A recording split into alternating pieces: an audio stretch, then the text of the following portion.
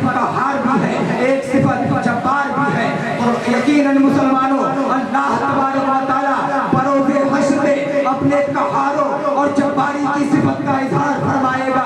اس دن اللہ کے غضب سے آدم صفی اللہ کے قدم تھرتھرا رہے ہوں گے, موسیٰ کلیم اللہ کے قدم تھرتھرا رہے ہوں گے, عیسیٰ روح اللہ کے قدم تھرتھرا رہے ہوں گے, یہاں تک کہ تمام انبیاء کرام کے اللہ کے غضب سے قدم تھرتھرا رہے ہوں گے. یقین جانیے مسلمانوں, اگر اس دن ہم اور آپ اللہ کے قہار اور جباری صفت, جب اللہ اپنے قہار اور جبار ہونے کی صفت کا اظہار فرمائے گا, اگر ہم اپنے اعمال کی وجہ سے اپنے رب کی گرفت میں آ گئے تو یقیناً مسلمانوں ہم اور آپ کا ٹھکانہ جہنم کی خوفناک ہولناکیاں ہوں گی. اور اسی جہنم کی آگ سے اللہ نے اپنے بندوں کو بچنے کا حکم دیا. یا ایھا الذین آمنوا قوا انفسکم واہلیکم, اے ایمان والو بچاؤ اپنے آپ کو اور اپنی آل و اولاد کو اس آگ سے جس کا ایندھن انسان اور پتھر ہے. اب جس نے اس پر عمل کیا تو اللہ وہی انہی بندوں کے لیے قرآن کے 27ویں پارے میں ارشاد فرماتا ہے, وَلِمَنْ خَافَ مَقَامَ رَبِّهِ جَنَّتَانِ, میرے وہ بندے جو بروز حشر اپنے رب کے کھڑے ہونے سے ڈرتے ہیں, میں ان کے لیے دو اب آپ نے مرنے کے بعد زندہ ہونے کا مطلب کیا ہے؟ جب اس کو سماعت کر لیا تو اب آپ یقیناً حضرات, اب اس کے باوجود بھی کوئی انسان اپنی زندگی کے ایام کو عیاری میں گزارے, مکاری میں گزارے, بدکاری میں گزارے, تو اس سے کم ذہن انسان دنیا میں نظر نہیں آتا, اس سے بدل اپنی دنیا میں انسان نظر نہیں آتا.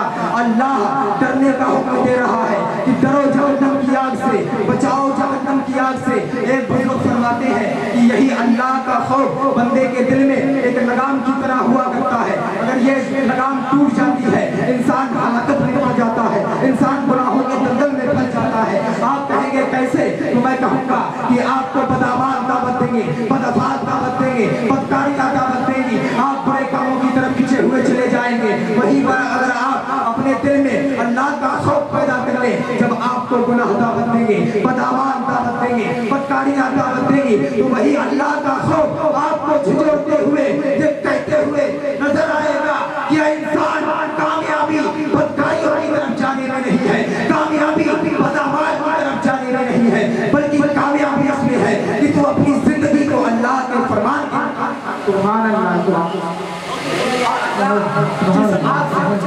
اپنے بندوں کو دے رہا ہے.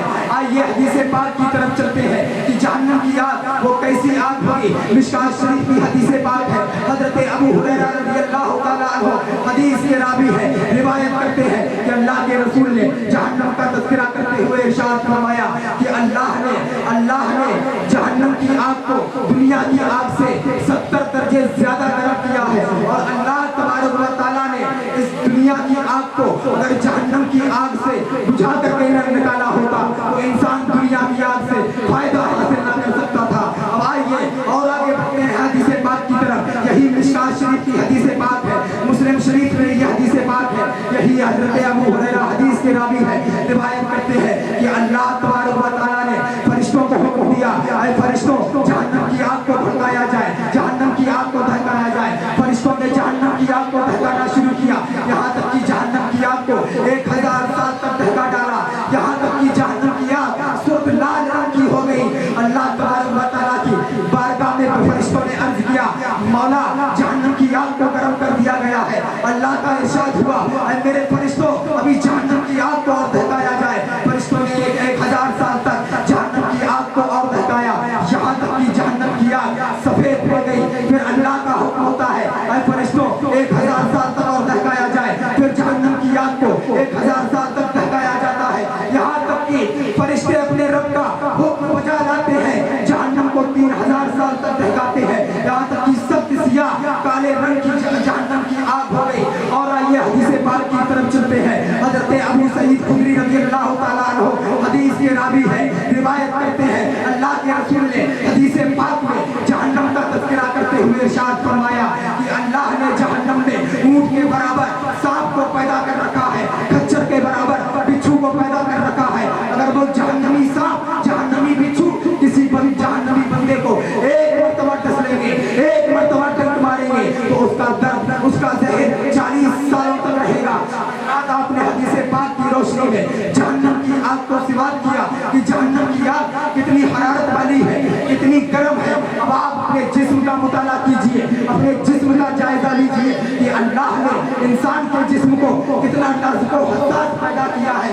वो आग जिससे हम मीलों मीलों देखा करते हैं, वो हाथ जिससे हम अपने काम को अंजाम देते हैं, वो पैर जिससे हम आराम चला करते हैं, यही देखने वाली आग में अगर राई के दाने के बराबर कंकर चला जाए तो हमारा देखने से आजिज आ जाते हैं। और यही हाथ अगर दुनिया की आग से जरा सा जल जाए, हम और आप अपना काम अंजाम नहीं दे सकते। पैर में किसी किसी की चोट लग जाए, हम और आप चल नहीं सकते। अल्लाह ने इंसान के जिस्म को इतना नाजुक, इतना हसास पैदा किया है, तो यकीन जानिए मुसलमानों कि अल्लाह ने जिस आग को 3000 साल तक लगाया हो, वो आग की ताप हम और आपका जिस्म कैसे बता। सुभान अल्लाह, सुभान अल्लाह।